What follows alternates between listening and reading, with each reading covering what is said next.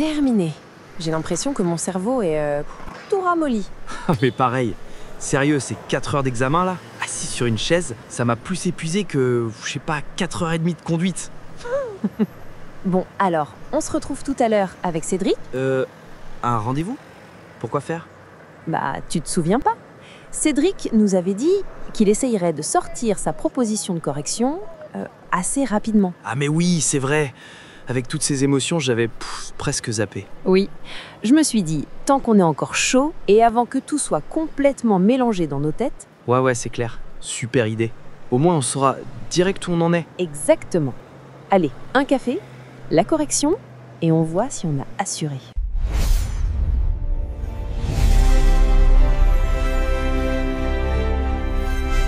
Bonjour à toutes et à tous, l'examen 2025 de la capacité de transport s'est déroulé ce mercredi 8 octobre. Je vais vous présenter l'interprétation que j'ai faite de ces deux sujets et puis me présenter moi-même aussi. Donc je suis Cédric, je suis formateur capacité de transport indépendant, donc j'interviens dans différents centres de formation, mais aussi pour mes propres stagiaires. Je suis aussi le réalisateur donc, de la plateforme e-learning qui permet de préparer cet examen de capacité de transport. Il m'arrive aussi de mettre en relation mes stagiaires qui ont été reçus à l'examen avec des entreprises qui recherchent un gestionnaire externe de transport. Et puis enfin, j'assiste mes stagiaires qui souhaitent s'installer en tant que transporteur ou qui souhaitent rajouter une activité de transport à leur activité déjà existante pour qu'ils soient inscrits sur le registre électronique des transporteurs afin que l'Adréal leur délivre les licences. Alors donc voici déjà l'examen pour commencer. Je vous mettrai un lien pour que vous puissiez le télécharger dans la description. La première question, on vous demandait de calculer la charge utile d'un ensemble routier. Il y avait donc dans ce sujet un sujet d'actualité par la même occasion à propos des Euro 5 qui n'ont le droit de charger plus que 40 tonnes. J'avais justement sorti une vidéo il y a à peu près 2 mois pour prévenir. Donc premier calcul, donc on cherche à identifier le MMA, la masse maximale autorisé ou PMA, ça revient au même. Donc pour ça on va additionner donc le poids vide de notre tracteur qui est de 7,5 tonnes au PTAC de la semi qui est de 38 tonnes. Donc on trouve un MMA provisoire donc de 45 tonnes. Il y a bien 5 essieux. Dans la mesure où il s'agit d'un Euro 5, eh bien on ne va retenir que 40 tonnes. À ce MMA, on va soustraire le poids vide de notre tracteur et le poids vide de notre semi-remorque, ce qui nous donnera une charge utile de 24 tonnes 900. Ensuite, pour ce qui est du tracteur Euro 6, dans ce cas, alors il fallait toujours bien sûr identifier le MMA. Donc le MMA, on fait toujours le même calcul, le poids vide du tracteur plus le PTAC de la semi. Et puis on va identifier un MMA provisoire. On va comparer au nombre d'essieux. Là, on a 5 essieux. Donc le maximum vis-à-vis du code de la route, c'est 44 tonnes. Et à ces 44, puisque 44 tonnes est inférieur à 45 tonnes 500, et à ces 44 tonnes, on va aussi soustraire donc le poids vide du tracteur et de la semi, et ça nous donnera donc une charge utile, cette fois-ci de 28 tonnes 900. Ensuite, donc la question 1, à l'aide de l'annexe 1, on vous demandait de calculer le nombre de rotations nécessaires pour optimiser votre exploitation. Donc on vous disait dans le sujet que vous aviez 500 tonnes, donc on a identifié 28 tonnes 900 donc, de charge utile. Donc ces 500 tonnes divisé par les 28 tonnes 900, ça nous donne donc 17,3 rotations. Donc on arrondit bien sûr à 18 rotations. Alors ensuite, donc en question 1, petit b, on vous demandait de calculer le temps de service complet d'une rotation. Alors là, je vous ai remis une petite slide là par exemple, où on fait bien la différence entre amplitude et temps de travail effectif ou temps de service. Si temps de travail effectif et temps de service sont la même chose, et bien l'amplitude, là par contre, ça n'est pas la même chose. L'amplitude, je vous rappelle, on prend l'heure de fin de journée moins l'heure de début et ça nous donne une amplitude. Alors en petit b, on vous demandait de calculer le temps de service complet d'une rotation. Donc voilà, on a notre chantier qui est à Gennevilliers, là ici. Donc temps de chargement, on vous indiquait dans le sujet qu'il était de 30 minutes. Donc à ça, vous avez une distance de 200 km. Les 200 km, on vous disait qu'ils étaient parcourus à une vitesse moyenne de 75 km/h. Ce qui vous donne donc 2h40 pour aller au Havre, auquel vous rajoutez vos 15 minutes de déchargement, plus le retour de 2h40. Et donc ça vous donnait un temps de service sur la rotation à 6h05. Donc le temps de service complet d'une rotation était de 6h05. Alors question 1, toujours, petit c, on vous demandait le temps de pause minimal du conducteur lors de la rotation. On a identifié déjà un aller-retour donc à 2h40 x 2, ça nous donne 5h20 déjà, donc rien que par rapport au temps de conduite, on dépasse les 4h30 et donc il est nécessaire d'avoir 45 minutes de pause ou 15 puis 30. Alors donc la question numéro 1, petit D, on vous demandait de faire le planning de la semaine du conducteur qui charge le lundi à partir de 6h. J'ai fait 2 propositions. Je vous montre la première hein, qui est celle qu'il fallait suivre et puis après je vous montrerai l'autre. J'ai passé un petit peu de temps à la faire. Je la passerai juste, hein, je mettrai les diapos sans les commenter, ça servira ou pas à celles et ceux qui ont fait de cette autre manière. Je vous explique simplement, j'ai relu le sujet et je me suis aperçu que il est indiqué en bas de la feuille, donc numéro 11 du sujet, les véhicules sont stationnés chez le client. À partir de là, il n'y avait pas de découché à faire et bon voilà, j'ai fait le planning avec des découchés au tout début, mais il fallait pas en faire, ça n'est pas ce qui était attendu. Ça m'a passé beaucoup de temps pour optimiser tout ça et puis bon bah dans l'affaire je vais quand même vous le présenter. Donc voilà ce qui était attendu, hein. On vous demandait donc, puisqu'il rentre tous les soirs et que les véhicules sont stationnés chez le client, donc on a un départ à 6h avec 30 minutes de chargement, puis donc 2h40 pour aller au Havre, puis 15 minutes de déchargement. On fait notre coupure donc de 45 minutes après le déchargement et puis après on a le retour donc de 2h40 puis on arrive à 12h50 de cette manière et puis bien là il est en repos journalier puisque s'il repart et bien le véhicule ne pourra pas être stationné chez le client. Le mardi la même chose, le mercredi la même chose. Le jeudi, alors le jeudi, eh bien on le fait recharger après sa conduite et puis donc là à partir de 13h20 il va être en repos journalier et le lendemain donc il peut aller vider de cette manière en partant à 6h du matin. Avant l'heure de fermeture, il peut décharger comme ça au Havre son camion. 8h55, il fait sa coupure, il rentre et puis il est en repos hebdomadaire. Voilà une petite semaine pour le conducteur. Donc voilà vite fait hein, le planning que j'avais fait à la base. Donc encore une fois, ce n'est pas ça qui était attendu puisque de toute manière, il était indiqué que les véhicules étaient stationnés chez le client. Donc le lundi, le mardi, le mercredi, le jeudi et le vendredi. Tu apprécies les présentations de Cédric ? Alors clique sur le lien en description pour accéder à tout le reste du contenu. Tu pourras préparer l'examen comme nulle part ailleurs et y retrouver des tonnes d'informations. Le tout pour un prix vraiment dérisoire. Alors clique maintenant et va dès l'avant. Allez, on passe question 2. Donc ensuite, on vous demandait d'expliquer les règles relatives au temps de conduite sur une semaine isolée. Bon, vraiment des choses très basiques qui étaient demandées. Donc sur une semaine isolée, 56 heures maximum, bien sûr. Et ça, c'est applicable aux grands routiers qui sont au coefficient 150M. Et la semaine isolée, elle se décompte à partir d'un repos hebdomadaire. Donc ça, c'était la question 2, petit a. Question 2, petit b, on vous demandait sur 2 semaines consécutives. Et bien là, c'est le principe des semaines glissantes. Donc, semaine glissante, donc c'est 90 heures sur 2 semaines consécutives. Je vous ai remis un petit exemple. Là, ici, vous voyez, sur la semaine 1, on a par exemple 56 heures. Hein, je vous rappelle, c'est le maximum que le conducteur peut faire. En semaine 2, eh bien, il ne pourra faire plus que 34 heures. Et là, de cette manière, il totalise ses 90 heures. Entre la semaine 2 et semaine 3, 34 heures plus 40, ça nous donne 74 heures. Donc, il est en dessous de 90 heures aussi. Donc là aussi, c'est OK. Et puis, sur la semaine 3 et 4, là, on a 40 heures, plus nos 50 heures, on arrive encore de nouveau à 90 heures. C'était juste un petit rappel. En C, donc en l'espèce, un de vos conducteurs a effectué chaque jour une rotation. La réglementation relative au temps de conduite hebdomadaire est-elle respectée? Vous voyez, déjà, on vous mettait un petit peu la puce à l'oreille. Là, ici, on vous disait que votre conducteur a effectué chaque jour une rotation. Donc, précisez votre réponse en vous appuyant sur la réglementation concernée. Donc, bah oui, la RSE est respectée, hein, il n'y a aucun souci. La conduite par jour, elle n'est que de 5h20. Donc on est bien inférieur aux 9 heures qui peuvent être portées à 2 fois 10 heures par semaine. Voilà.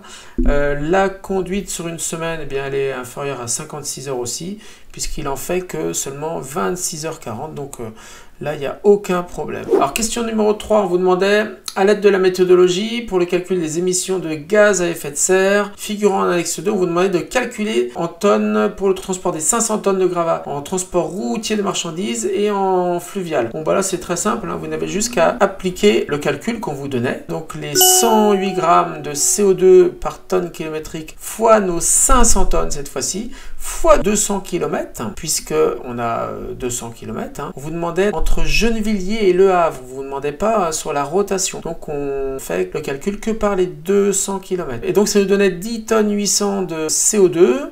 Et puis pour ce qui est du transport fluvial, eh bien le calcul nous donnait 4 tonnes 450 de CO2. Voilà. Bon, bah, la conclusion, c'est que le transport fluvial, il émet moins de CO2, et puis donc ça démontre qu'il y a un intérêt quand même environnemental à utiliser le transport fluvial, même si la distance est plus longue. Question numéro 4, un exercice de coup de revient classique, hein, on retrouve ça tous les ans, du coup de revient. Là, il y avait la méthode monôme, binôme et trinôme. Bon, il suffisait juste de ventiler bien toutes vos charges variables, vos charges fixes conducteurs, charges fixes véhicules et vos charges de structure. Donc dans un tableau. Les charges variables, à partir du moment où vous avez déjà fait des exercices, que vous connaissez la méthode de calcul du monôme, du binôme et du trinôme selon le CNR, le Comité national routier. Bon, bah là, il y avait vraiment, c'était 16 points qui étaient donnés. Comme je le dis très souvent, chaque année, il y a les 20-25 points de coût de revient. Là, on en avait 16 points. On avait encore une autre question après dans le sujet où il y avait encore ces 8 points qu'il y avait à prendre encore. Donc là, le monôme, donc vous trouviez un terme kilométrique à 1,653 €. Dans le binôme, votre TK dans ce cas-là, il était à 0,593 € et votre terme journalier à 407,28. Pour ce qui est du trinôme, le TK identique à celui du binôme avec un terme journalier conducteur à 236,51 € et un terme journalier donc véhicule à 170,77 €. Voilà.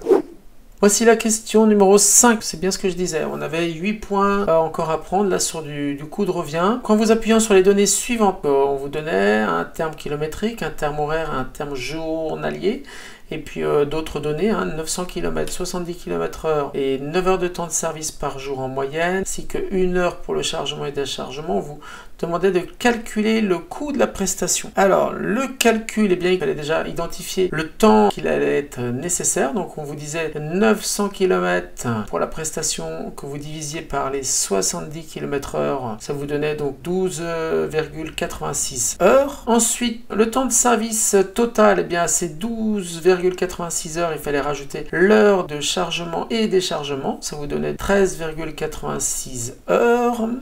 Puisqu'on vous disait qu'il y avait 9 heures de temps de service par jour en moyenne.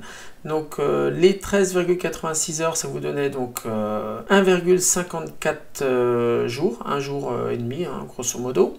Le coût kilométrique, lui, eh bien, on vous donnait 900 km que vous n'aviez plus qu'à multiplier par les 0,585, ça vous donnait 526,50.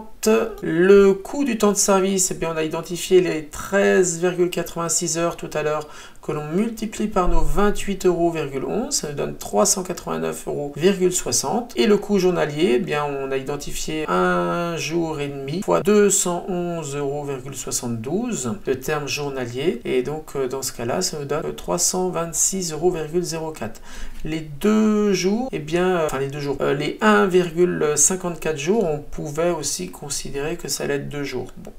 Bon, il reste quand même une demi-journée où le conducteur est disponible pour déjà faire autre chose si on veut vraiment être le plus proche possible. Donc le coût total, eh bien, il ne vous restait plus qu'à additionner vos 526,50 € avec les 389,60 et 326,04 et ça vous donnait un coût total de 1242,14 €. Voilà. Ensuite, la question numéro 5, petit b, on vous demandait de calculer le prix de vente avec 10% de taux de marque. De taux de marque, pas de taux de marge. Donc la formule du taux de marque, c'est prix de vente moins le prix d'achat divisé par le prix de vente.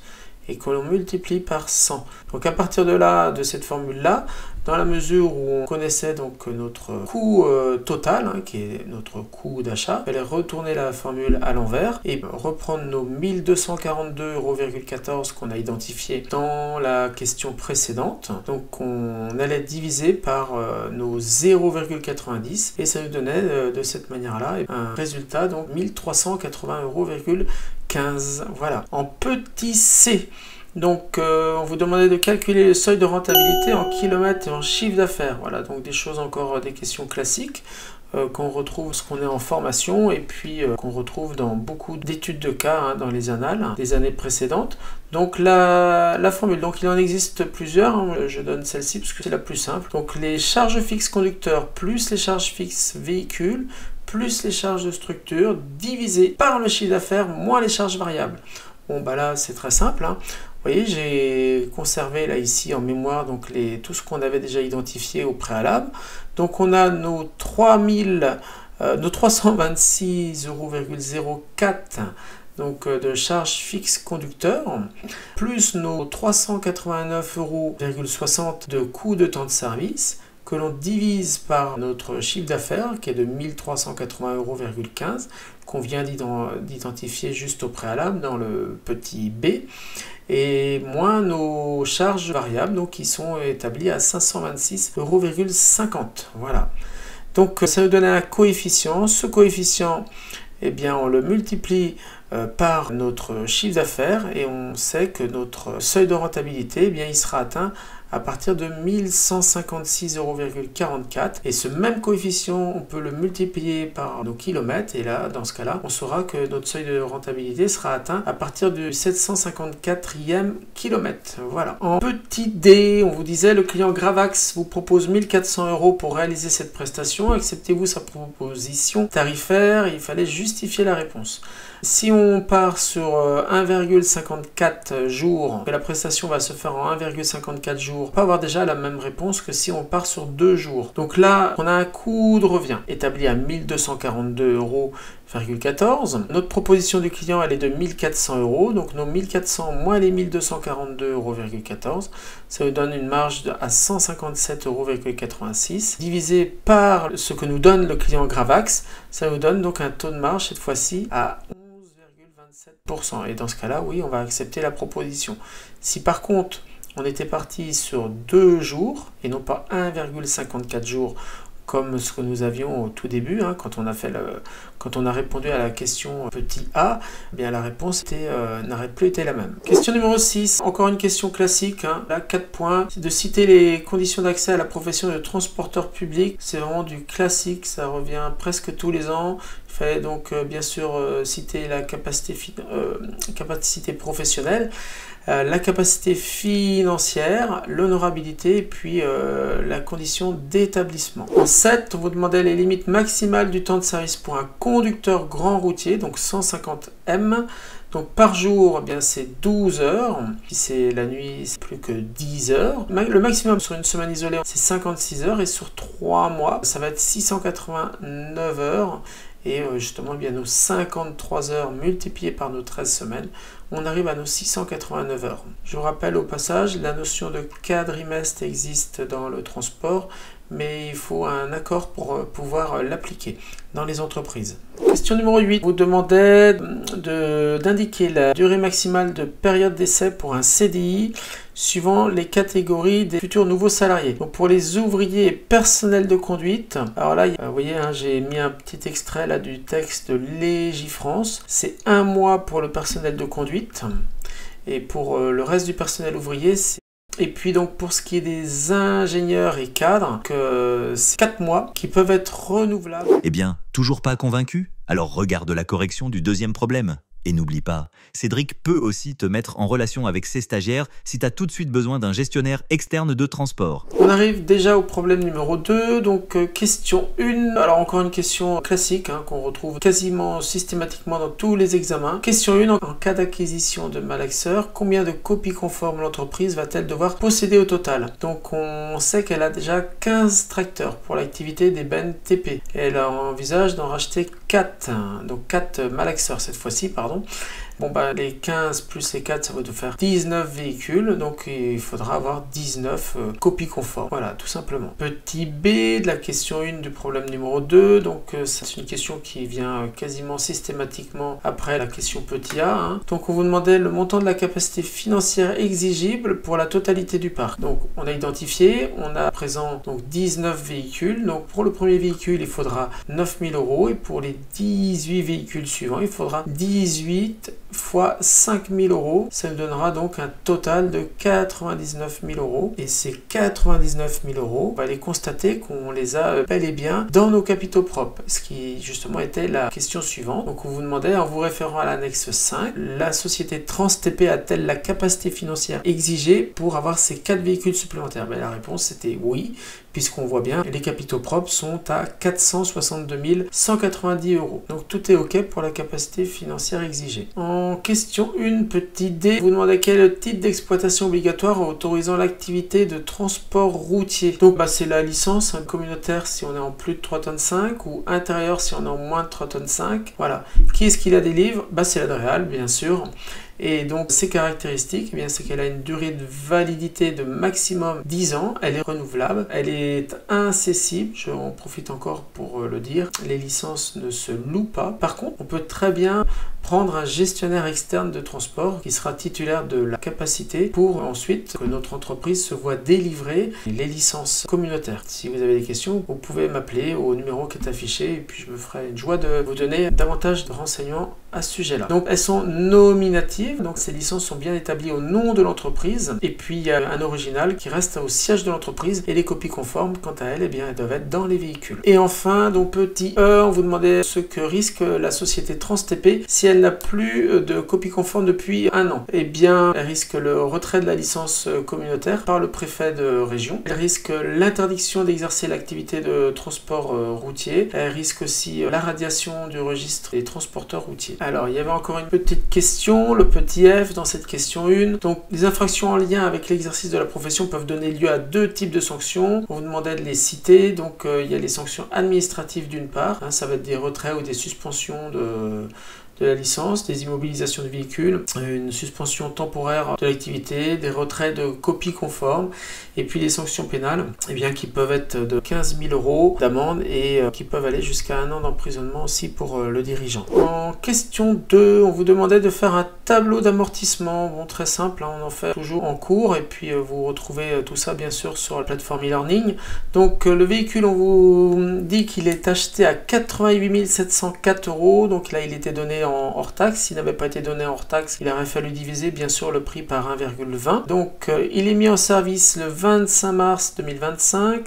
On clôture l'exercice le 31 décembre et on l'amortit sur 4 ans. Donc on va calculer déjà notre premier mois. Donc on va faire nos 30 jours, puisqu'il y a 30 jours dans un exercice comptable, moins les 25 jours, plus la journée du 25. Ça va nous donner 6 jours à amortir sur mars 2025. Alors ensuite, il reste eh bien, de avril à décembre, on a 9 mois. Et donc les 9 mois fois les 30 jours, eh bien, ça nous donne 270 jours, ce qui nous donne un total de 276 jours à amortir la première année. Et la dernière année, pour arriver à nos 300 jours, pour faire une année complète, hein, nos 4 ans, eh bien, il nous restera 84 jours à amortir sur la dernière année. Le tableau d'amortissement, donc voilà, voici vide, on va le compléter. Alors donc on retrouve nos 88 704 € fois 276 360e, ça c'est la première année, vous savez on a calculé nos 276 jours tout de suite, que l'on divise par nos 4 ans, ça nous donne une dotation aux amortissements la première année de 17 002 €, donc 17 002 € plus rien du tout, ça nous donne un cumul d'amortissement de 17 002 € et une valeur nette comptable, la VNC, donc à 71 702 €, puisque notre véhicule à la base vaut 88 704 € moins nos 17 002, ça nous donne une valeur nette comptable à 71 702 €.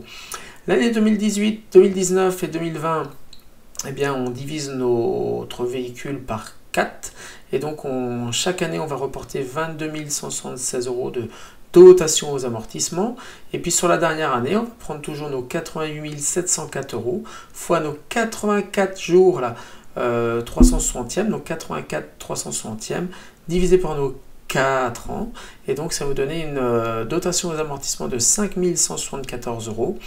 Et puis on voit bien hein, avec la première année à 17 002, bien voilà, ça y est, on a la boucle est bouclée, on a une année complète hein, qui se répart entre la première et la dernière année. Voilà. La question numéro 3, donc comme d'habitude, on vous demande donc de calculer les ratios du compte de résultat, la valeur ajoutée, l'excédent brut d'exploitation et puis la CAF. C'est des choses vraiment très classiques avec beaucoup de points à prendre comme sur chaque examen. Beaucoup de points et en très peu de temps hein, puisque à partir du moment où on connaît nos formules, et bien c'est des points qui sont pris en vraiment très peu de temps. Alors moi j'ai présenté ma technique. Si vous n'arrivez pas à vous souvenir ce que vous avez à l'intérieur de vos formules, et bien rappelez-vous simplement que vous allez prendre pour la valeur ajoutée votre chiffre d'affaires auquel vous allez soustraire donc vos achats de matières premières, votre variation de stock, en l'occurrence elle était à 0 là, et puis vos autres achats et charges externes, AACE.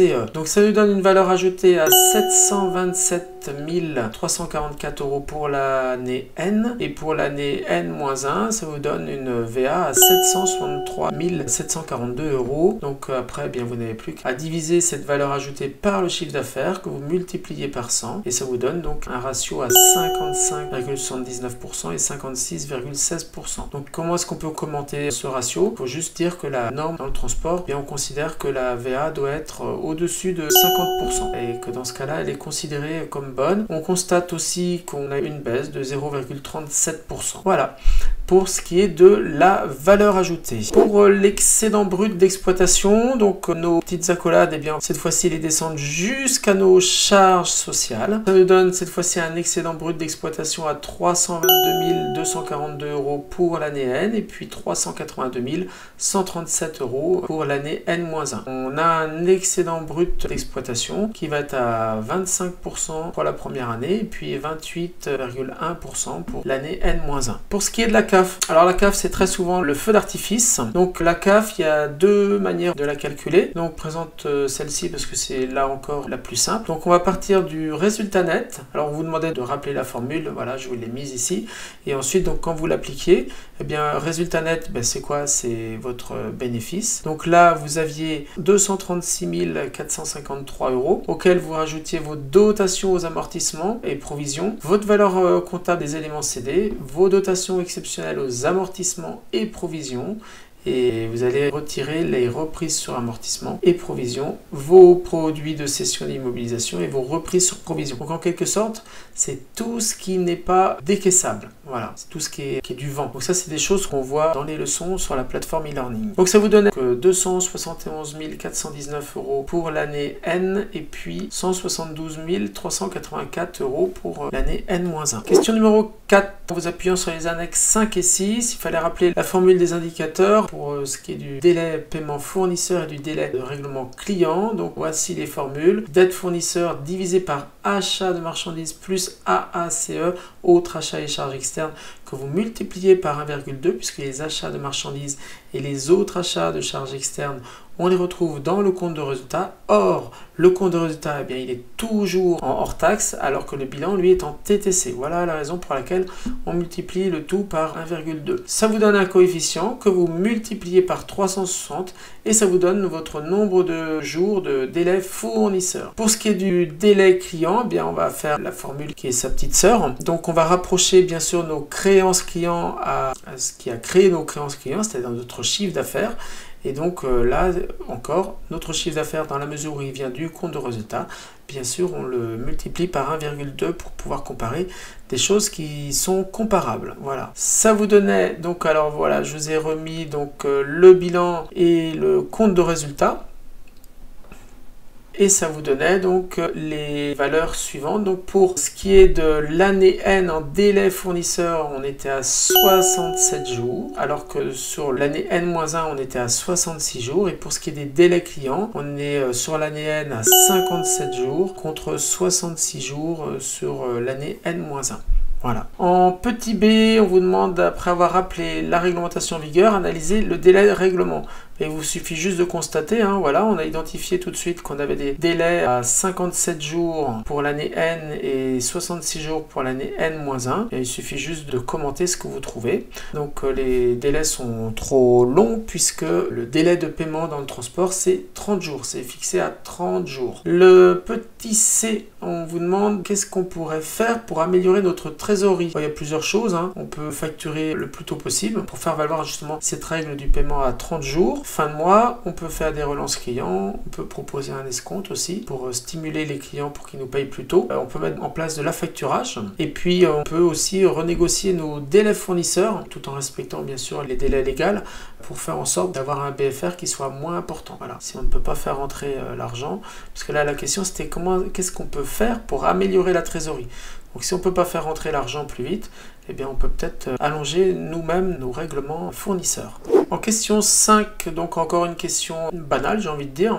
Donc les 12 points à prendre sur le bilan, là aussi, si on connaît nos formules, c'est 12 points qui sont récoltent en quelques instants, contrairement à un coup de revient où bien sûr il y a beaucoup de points à prendre dans un coup de revient, comme je le disais, mais c'est beaucoup plus chronophage. Voilà, donc les formules, donc j'ai toujours ma petite méthode avec mes petites accolades. Donc vous demandez le fonds de roulement net global.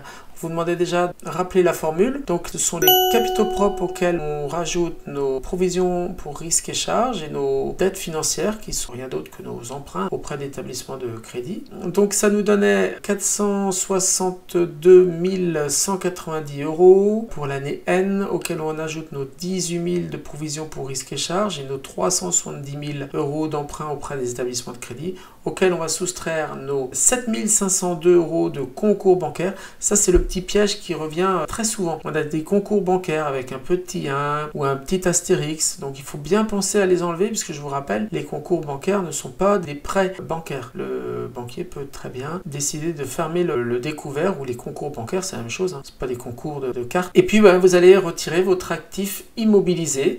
Donc pour l'année N, on va retirer nos 266 297 €, ça nous donne un fonds de roulement net global pour l'année N à 576,391 €.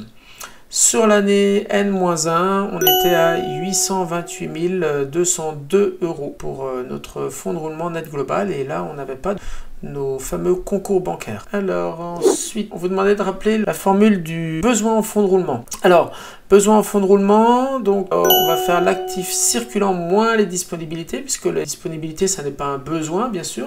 Donc on va enlever nos disponibilités, moins nos dettes, donc envers les tiers. Voilà. Donc ça va nous donner un besoin en fonds de roulement pour l'année N à 42 330 € et puis pour l'année N-1 à 101 453 €. Voilà. Question numéro 5, on nous demandait de faire la trésorerie nette, c'était presque vu d'avance, parce que quand on nous demande le FRNG et le BFR, très souvent on nous demande la trésorerie nette après. Donc il y a deux manières de calculer la trésorerie nette, on fait le FRNG moins le BFR, ou bien les disponibilités que l'on constate, et puis s'il y a des concours bancaires, il faut enlever bien sûr les concours bancaires. On me demande parfois comment se fait-il qu'il y ait de la trésorerie, de la disponibilité et des concours bancaires par la même occasion. C'est très simple, parce que l'entreprise elle peut très bien avoir deux comptes en banque, un dans une banque où il y a justement par exemple 541 563 €, comme c'est le cas sur l'année N, et puis dans une autre banque, avoir 7 502 € de découvert. Donc la trésorerie nette pour la première année, ça nous donnait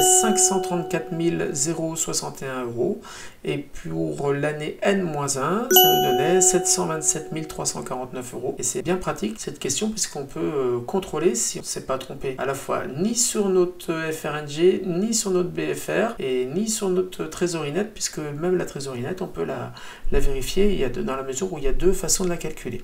Voilà pour la correction de cet examen de capacité de transport de l'année 2025. Si vous avez apprécié mes présentations, n'hésitez pas bien sûr à mettre le pouce, à vous abonner à la chaîne. Je traite aussi d'actualité transport. Si vous avez des questions, je suis joignable au numéro qui est affiché pour répondre à toutes vos questions qui peuvent être relatives aux gestionnaires externes de transport. Merci et à très bientôt.